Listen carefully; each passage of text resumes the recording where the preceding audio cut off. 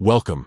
Today, I'm going to guide you through the simple and updated process of creating a Microsoft PowerPoint file directly within the Dropbox app. Whether you're on the go or working from your favorite device, this quick step-by-step method will have you up and running in no time. First, open the Dropbox app on your smartphone or tablet. Once you're inside, look for the plus button, typically located at the bottom center or corner of your screen. This button is your gateway to creating new content and uploading files, so go ahead and tap it. After tapping the plus button, a menu will appear with several options. From this list, select Create New File.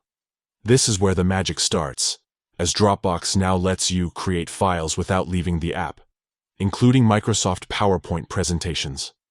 Next, you'll see a variety of file types to choose from.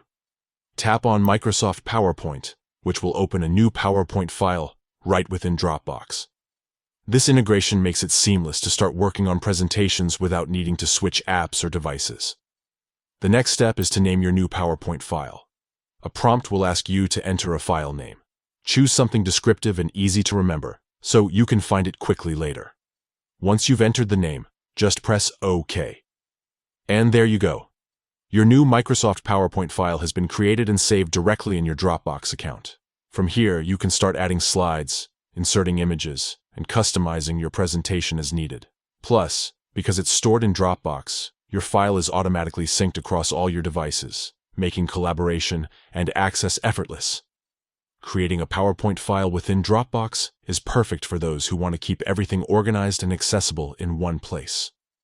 By following these simple steps, open the app, tap the plus button, select Create New File, choose Microsoft PowerPoint, and name your file.